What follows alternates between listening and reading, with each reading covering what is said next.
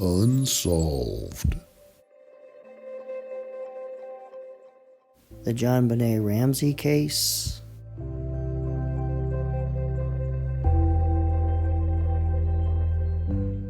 The DNA solves the case.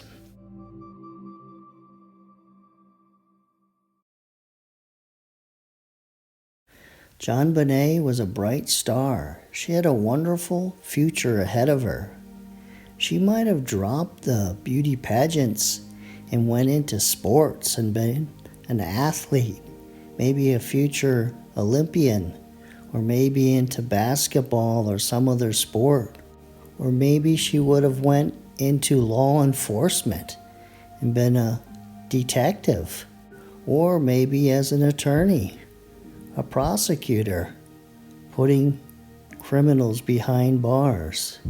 But her future was bright.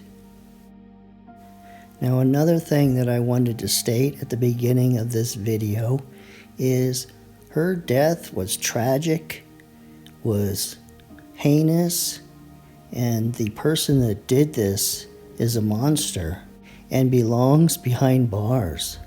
So as I narrate this video and talk about theories and the DNA and discuss the crime, I'm not minimizing things that happened. So if I say this was just a little bit of blood, my intention is not to belittle what happened.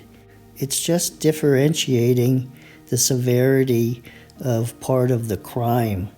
And I do not mean to minimize anything that took place. Now, this video is only focusing on certain parts of the DNA. I did a video previously about the DNA test results. This video is similar, but is not the same. It's focusing on only certain places where the DNA or blood stains were found. So on this graphic here, I cut and paste the front page with the second page so I could read it to you and you can see clearly what it's talking about.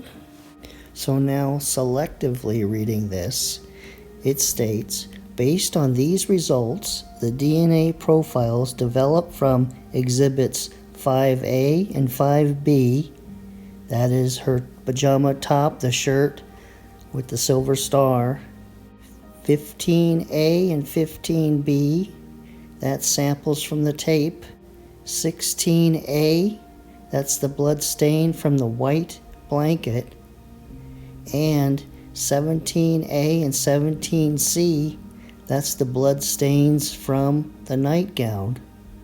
Those matched the profile from JonBenet Ramsey solely. No other DNA was found on those items. Now I marked in red the two other items, and the report reads, the DNA profiles developed from Exhibit 7, 14L, and 14M revealed a mixture of which the majority component matched JonBenet.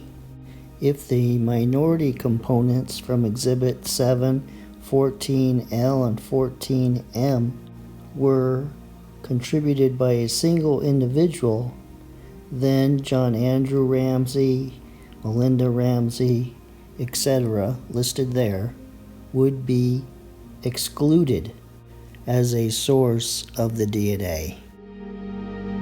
Now the report states blood stains on the shirt. So you can see this A with an arrow on the sleeve, which I guess would be the right sleeve, and they probably cut out a portion of the shirt that had the stain and put it in a test tube and removed the DNA from those blood cells. And then you can see in the near the center of the shirt, it looks like they cut out a piece of the shirt there and sent that in to be tested. And those were blood drops from JonBenet. Now, it's reasonable to assume that When JonBenet was at the Fernie's house that evening, these blood stains weren't on her shirt. So they happened during the crime sometime, most likely. And they don't include male unknown DNA. So how did they get on her shirt? In my opinion, they didn't come about from JonBenet being molested that night. So I see there's two ways they got there.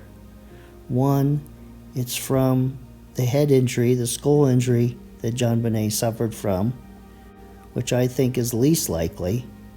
Or they came from the garrote and the cord around her neck, and she probably bled a little from her neck, and somehow that got onto her shirt afterwards, after she had passed away.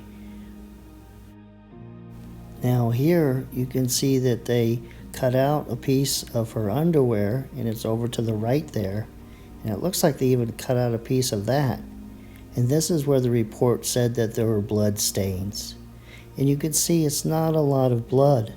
So it was kind of a minor injury. And this is why I had the cautionary statement. Any injury like this is horrific. Maybe this is where Patsy might have staged some kind of sex crime to cover up her crime. Or John Ramsey was molesting JonBenet, like inappropriately touching JonBenet, which would legally constitute child rape. Now it seems like if an intruder did this, he would have been much more violent in the sexual assault part of this murder. I also wanted to include this information about the cloth and JonBenet's legs and thighs having possibly been wiped and her being redressed after this crime. Now, what I know about the DNA found under JonBenet's fingerprints is it's an unknown male's DNA. What I've read is that she had skin underneath her fingernails, and I had read that this DNA matched the DNA in her underwear. But I've never been able to confirm those facts or statements. So it's my understanding that the DNA under her fingernails is just some unknown male's DNA, and that it does not match the other DNA. Now, the report stated there was one blood stain on the white blanket, and I believe this is a transfer from either her shirt or directly from her body, from her neck or head.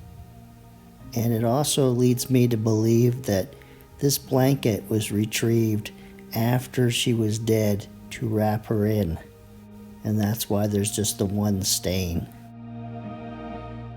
Now, the pink Barbie nightgown had several bloodstains on it, but they might have happened prior to this night, because it seems reasonable to assume that she didn't wear this nightgown that night. And it's possible that one of her parents got the nightgown because it was her favorite and put it with her dead body. Or yet it's possible it was involved in the crime in some way. It was nearby, and that's how the blood got on it. So the following is what I believe happened to this precious little girl. Somebody molested her, injured her, and she bled, and then she was choked out, unconscious. Then taken to the basement. He wiped the blood off her legs with a rag or cloth, and then the person made a garrote, strangled her, Her body convulsed and moved around, and then she was hit with some metal object on her skull, and she died. Then the person got the white blanket, wrapped her body up, and put it in the basement wine cellar. And then later, she was found in the wine cellar, and the rest we all know for sure what happened. Just to provide you with an update on our experiment with whether DNA is on clothes that's never been removed from the package when you receive it, I received this email and it arrived at the lab and they're processing it, and they do that automatically. So that's good news. So hopefully in a week or two we'll know the results.